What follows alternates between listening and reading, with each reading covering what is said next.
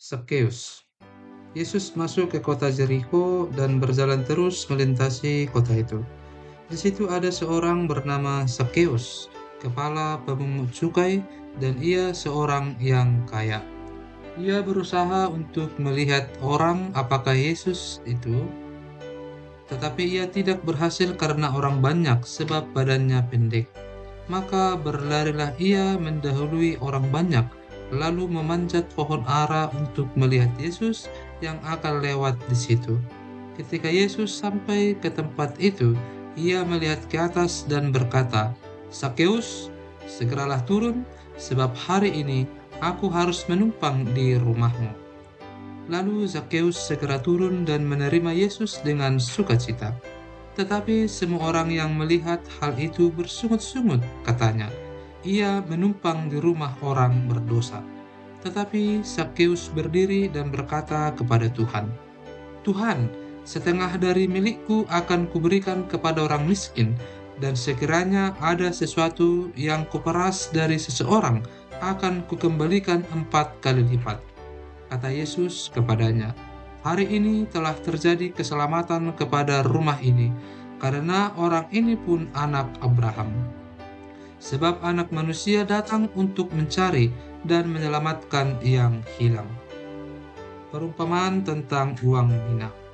Untuk mereka yang mendengarkan dia di situ, Yesus melanjutkan perkataannya dengan suatu perumpamaan, sebab ia sudah dekat Yerusalem dan mereka menyangka bahwa kerajaan Allah akan segera kelihatan.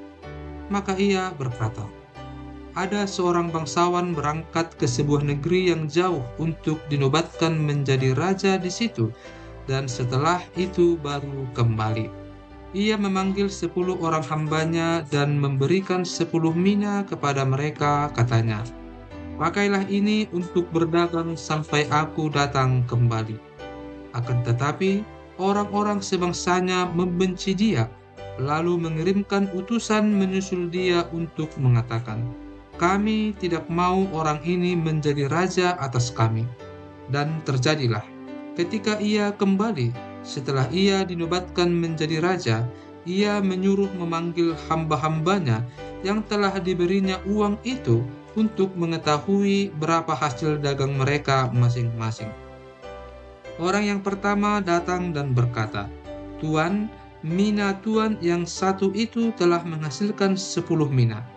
Katanya kepada orang itu, 'Baik sekali perbuatanmu itu, hai hamba yang baik. Engkau telah setia dalam perkara kecil. Karena itu, terimalah kekuasaan atas 10 kota.' Datanglah yang kedua dan berkata, 'Tuan, mina Tuan telah menghasilkan 5 mina.' Katanya kepada orang itu, 'Dan engkau kuasailah 5 kota.' Dan hamba yang ketiga datang dan berkata, 'Tuan, inilah mina Tuan. Aku telah menyimpannya dalam sapu tangan, sebab aku takut akan Tuan, karena Tuan adalah manusia yang keras. Tuan mengambil apa yang tidak pernah Tuan taruh, dan Tuan menuai apa yang tidak Tuan tabur.' Katanya kepada orang itu, 'Hai hamba yang jahat, aku akan menghakimi engkau menurut perkataanmu sendiri. Engkau sudah tahu bahwa aku adalah orang yang keras, yang mengambil apa yang tidak pernah aku taruh dan menuai apa yang tidak aku tabur. Jika demikian, mengapa uangku itu tidak kau berikan kepada orang yang menjalankan uang? Maka sekembaliku aku dapat mengambilnya serta dengan bunganya.' Lalu katanya kepada orang-orang yang berdiri di situ, 'Ambillah mina yang satu itu daripadanya, dan berikanlah kepada orang yang mempunyai 10 mina itu.'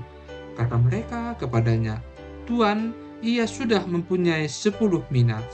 Jawabnya, 'Aku berkata kepadamu, setiap orang yang mempunyai, kepadanya akan diberi, tetapi siapa yang tidak mempunyai, daripadanya akan diambil juga apa yang ada padanya. Akan tetapi semua seteruku ini, yang tidak suka aku menjadi rajanya, bawalah mereka kemari dan bunuhlah mereka di depan mataku.'" Yesus dielu-elukan di Yerusalem. Dan setelah mengatakan semuanya itu, Yesus mendahului mereka dan meneruskan perjalanannya ke Yerusalem. Ketika ia telah dekat Betfage dan Betania yang terletak di gunung yang bernama Bukit Zaitun, Yesus menyuruh 2 orang muridnya dengan pesan, "Pergilah ke kampung yang di depanmu itu. Pada waktu kamu masuk ke situ, kamu akan mendapati seekor keledai betina tertambat yang belum pernah ditunggangi orang. Lepaskanlah keledai itu dan bawalah kemari. Dan jika ada orang bertanya kepadamu, 'Mengapa kamu melepaskannya?' Jawablah begini, 'Tuhan memerlukannya.' Lalu pergilah mereka yang disuruh itu, dan mereka mendapati segala sesuatu seperti yang telah dikatakan Yesus. Ketika mereka melepaskan keledai itu, berkatalah orang yang mempunyai keledai itu, 'Mengapa kamu melepaskan keledai itu?' Kata mereka, 'Tuhan memerlukannya.' Mereka membawa keledai itu kepada Yesus, lalu mengalasinya dengan pakaian mereka, dan menolong Yesus naik ke atasnya. Dan sementara Yesus mengendarai keledai itu, mereka menghamparkan pakaiannya di jalan.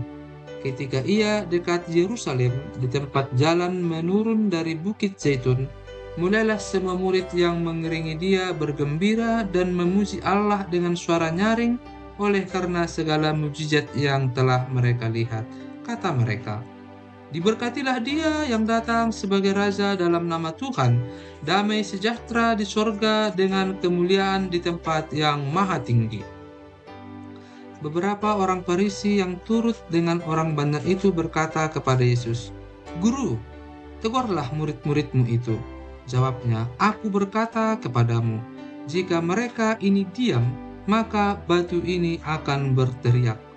Dan ketika Yesus telah dekat dan melihat kota itu, ia menangisinya, katanya, "Wahai, betapa baiknya jika pada hari ini juga engkau mengerti apa yang perlu untuk damai sejahteramu. Tetapi sekarang hal itu tersembunyi bagi matamu, sebab akan datang harinya bahwa musuhmu akan mengelilingi engkau dengan kubu, lalu mengepung engkau dan menghimpit engkau dari segala jurusan. Dan mereka akan membinasakan engkau beserta dengan pendudukmu, dan pada tembokmu mereka tidak akan membiarkan satu batu pun tinggal terletak di atas batu yang lain, karena engkau tidak mengetahui saat bila mana Allah melawat engkau." Yesus menyucikan bait Allah. Lalu Yesus masuk ke bait Allah dan mulailah ia mengusir semua pedagang di situ. Katanya kepada mereka, "Ada tertulis, rumahku adalah rumah doa, tetapi kamu menjadikannya sarang penyamun." Tiap-tiap hari ia mengajar di dalam bait Allah. Imam-imam kepala dan ahli-ahli Taurat, serta orang-orang terkemuka dari bangsa Israel berusaha untuk membinasakan dia, tetapi mereka tidak tahu bagaimana harus melakukannya, sebab seluruh rakyat terpikat kepadanya dan ingin mendengarkan dia. Pertanyaan mengenai kuasa Yesus. Pada suatu hari, ketika Yesus mengajar orang banyak di bait Allah dan memberitakan Injil, datanglah imam-imam kepala dan ahli-ahli Taurat serta tua-tua ke situ, dan mereka berkata kepada Yesus, "Katakanlah kepada kami, dengan kuasa manakah engkau melakukan hal-hal itu, dan siapa yang memberikan kuasa itu kepadamu?" Jawab Yesus kepada mereka, "Aku juga akan mengajukan suatu pertanyaan kepada kamu. Katakanlah kepadaku, baptisan Yohanes itu dari sorga atau dari manusia?" Mereka mempertimbangkannya di antara mereka dan berkata, "Jikalau kita katakan dari surga, ia akan berkata, 'Apakah kamu tidak percaya kepadanya?' Tetapi jikalau kita katakan dari manusia, seluruh rakyat akan melempari kita dengan batu, sebab mereka yakin bahwa Yohanes adalah seorang nabi." Lalu mereka menjawab bahwa mereka tidak tahu dari mana baptisan itu. Maka kata Yesus kepada mereka, "Jika demikian, aku juga tidak mengatakan kepadamu, dengan kuasa manakah aku melakukan hal-hal itu." Perumpamaan tentang penggarap-penggarap kebun anggur. Lalu Yesus mengatakan perumpamaan ini kepada orang banyak. Seorang membuka kebun anggur, kemudian ia menyewakannya kepada penggarap-penggarap, lalu berangkat ke negeri lain untuk waktu yang agak lama. Dan ketika sudah tiba musimnya, ia menyuruh seorang hamba kepada penggarap-penggarap itu supaya mereka menyerahkan sebagian dari hasil kebun anggur itu kepadanya. Tetapi penggarap-penggarap itu memukul hamba itu dan menyuruhnya pulang dengan tangan hampa. Sesudah itu, ia menyuruh seorang hamba yang lain, tetapi hamba itu juga dipukul dan dipermalukan oleh mereka, lalu disuruh pulang dengan tangan hampa. Selanjutnya, ia menyuruh hamba yang ketiga, tetapi orang itu juga dilukai oleh mereka, lalu dilemparkan keluar kebun itu. Maka kata tuan kebun anggur itu, "Apakah yang harus kuperbuat? Aku akan menyuruh anakku yang kekasih, tentu ia mereka segani." Tetapi ketika penggarap-penggarap itu melihat anaknya itu, mereka berunding, katanya, "Ia adalah ahli waris. Mari kita bunuh dia, supaya warisan ini menjadi milik kita." Lalu mereka melemparkan dia keluar kebun anggur itu dan membunuhnya. Sekarang, apa yang akan dilakukan oleh tuan kebun anggur itu dengan mereka? Ia akan datang dan membinasakan penggarap-penggarap itu dan mempercayakan kebun anggur itu kepada orang-orang lain. Mendengar itu mereka berkata, "Sekali-kali jangan." Tetapi Yesus memandang mereka dan berkata, "Jika demikian, apakah arti nas ini? Batu yang dibuang oleh tukang-tukang bangunan telah menjadi batu penjuru. Barang siapa jatuh ke atas batu itu, ia akan hancur, dan barang siapa ditimpa batu itu, ia akan remuk." Lalu ahli-ahli Taurat dan imam-imam kepala berusaha menangkap dia pada saat itu juga, sebab mereka tahu bahwa merekalah yang dimaksudkannya dengan perumpamaan itu, tetapi mereka takut kepada orang banyak. Tentang membayar pajak kepada kaisar. Ahli-ahli Taurat dan imam-imam kepala mengamat-amati Yesus. Mereka menyuruh kepadanya mata-mata yang berlaku seolah-olah orang jujur, supaya mereka dapat menjeratnya dengan suatu pertanyaan dan menyerahkannya kepada wewenang dan kuasa wali negeri. Orang-orang itu mengajukan pertanyaan ini kepadanya, "Guru, kami tahu bahwa segala perbuatan dan pengajaranmu benar, dan engkau tidak mencari muka, melainkan dengan jujur mengajar jalan Allah. Apakah kami diperbolehkan membayar pajak kepada kaisar atau tidak?" Tetapi Yesus mengetahui maksud mereka yang licik itu, lalu berkata kepada mereka, "Tunjukkanlah kepadaku suatu dinar. Gambar dan tulisan siapakah ada padanya?" Jawab mereka, "Gambar dan tulisan kaisar." Lalu kata Yesus kepada mereka, "Kalau begitu, berikanlah kepada kaisar apa yang wajib kamu berikan kepada kaisar, dan kepada Allah apa yang wajib kamu berikan kepada Allah."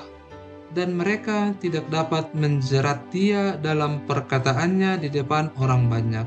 Mereka heran akan jawabnya itu, dan mereka diam.